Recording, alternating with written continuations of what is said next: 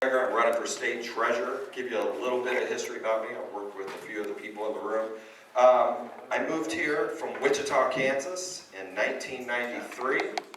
No Kansas fans? Okay, usually I have one or two. A Rock Chalk Jayhawk, all right, they just won the national championship. I moved here because I was a poor kid who grew up in Wichita with a lot of very rich friends. And I started working at 14 years old. Actually, I started, my dad owned a roofing company, maybe do a lot of things before then. But officially had a restaurant at 14 to kind of keep up with the Joneses. And really got the restaurant bug. So I moved out here in 1993 with a friend to open up restaurants. 6 months later, we opened up a place called Dilly's Deli in Tempe, Arizona, a gourmet sandwich shop. We've been there almost 30 years, still there.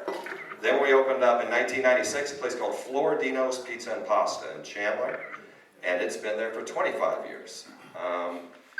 During the recession, during the recession we had a tough time, but during the pandemic, we had a tough time. But we did not lay off one single person of our 80 to 90 employees during that time. Kept them going, and we've had people working for us for 20, 25 years. Actually, our manager just left. He's worked for us for 28 years. I was glad he got a better opportunity. I had an opportunity in 2016. I was asked by the Trump campaign and by the RNC to work the National Convention as a professional volunteer. I was security on the floor. I know that's obvious with my stature here, that I was security, but basically I controlled access to the floor, roving and checking in on people, and you have to have credentials. They're because you get protesters down there, people unfurl, your LGBTQ stuff, and so some MSNBC people tried sneaking on. He just started kind of walking on. It's Willie Geist. I don't know if you've ever seen that guy. He used to be on Morning Joe. I was like, hey, what are you doing, buddy? He's like, oh, yeah, Morning Joe. And I was like, yeah, no, you're going to go back up there. So that was kind of a highlight, kicking off one of those liberal guys. I ran for the Chandler City Council. I was kind of comfortable in my business. I had great managers. I could leave, not be there 80 hours a week like I had for years and years. And so I ran for the Chandler City Council. There was a lot of financial things I didn't like that was going on, and I was lucky, a great team, and we won. A few years later, I ran for the Arizona State Legislature. I was elected in 2015. I've had the honor of serving there.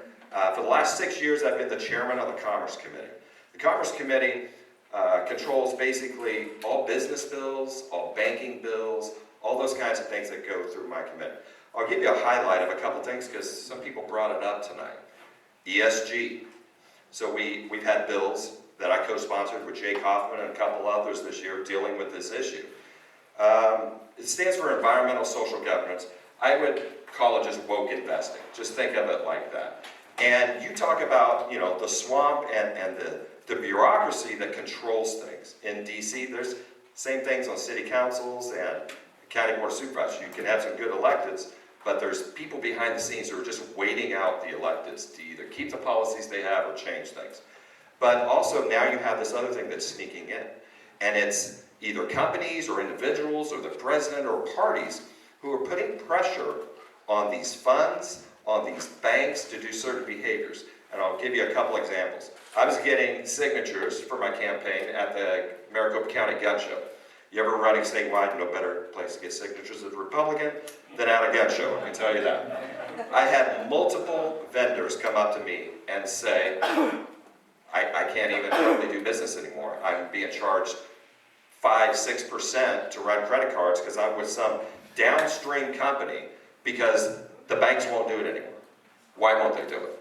Because they got pressure from woke left people or the president, or their board is just woke left people.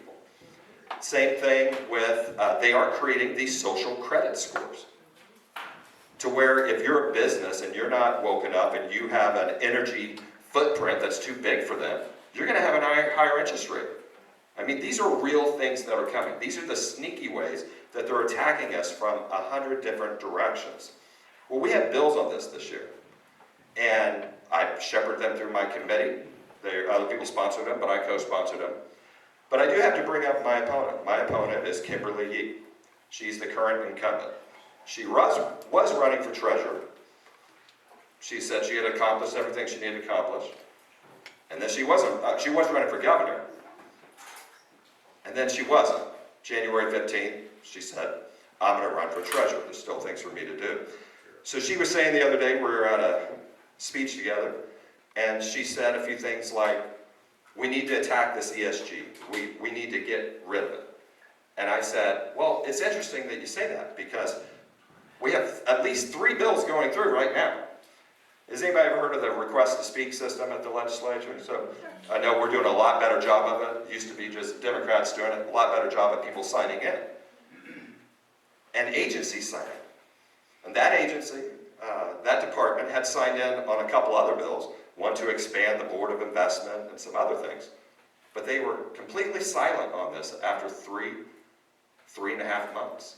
Now maybe since I pointed this out, they've gotten on, but if you're really going to fight, to me you need somebody who wants the job from the beginning. And this is not the year to be half in, is it? No. This is the year to be all in. And somebody running for the office that wants the office, not just being a climber, I guess, as I call it.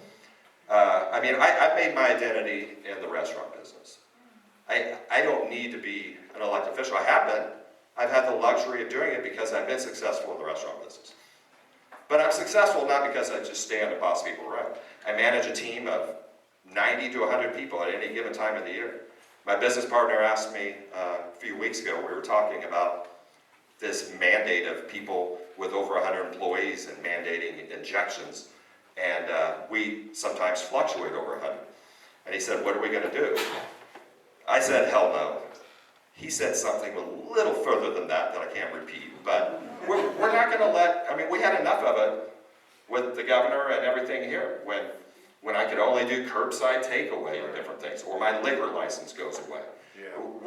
I'm never going back to that again, of having a bunch of bureaucrats tell me what to do with my business as I'm collecting taxes for them. Amen.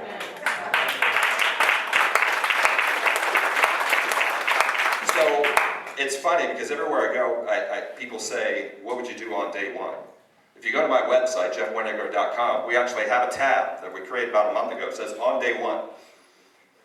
Now some of these things, you know, it might take a few days, but on day one, these are things that are currently going on at the treasurer's office that I would change. On day one, all employees will be back working in the office. It might shock you to believe that in a Republican executive office in the state of Arizona, that as of a couple months ago, I was told by one of their high-level employees that I could have a tour because 2/3 of the staff was working from home because of COVID. Not necessarily because of COVID, but they like working from home. Yep. They manage over $30 billion of your money. Do you want them using home networks to do that in their home? I don't have a Ring doorbell just because I don't want somebody hacking in my thing. Didn't work out real well for Hillary Clinton, you know, using computers off-site either. On day one, that changes. On day one, transparency changes. So a couple things that aren't, this is just basic transparency, that aren't happening. One of them is now because I called this out at a big meeting, but you couldn't go on and watch a Board of Investment meeting. So it's like a school board meeting. Geez, it's a good thing we can watch our school board meetings online and see what's stuff's going on during COVID.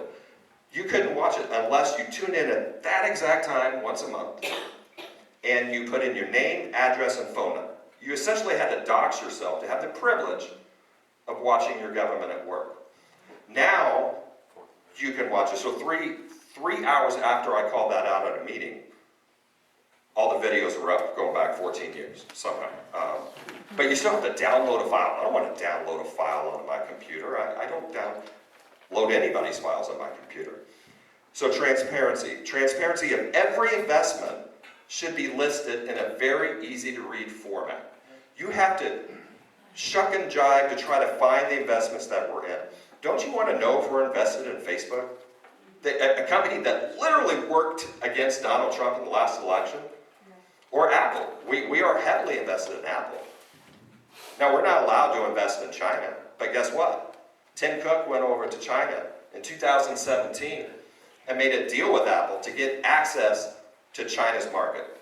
And he invested $4 billion into their economy.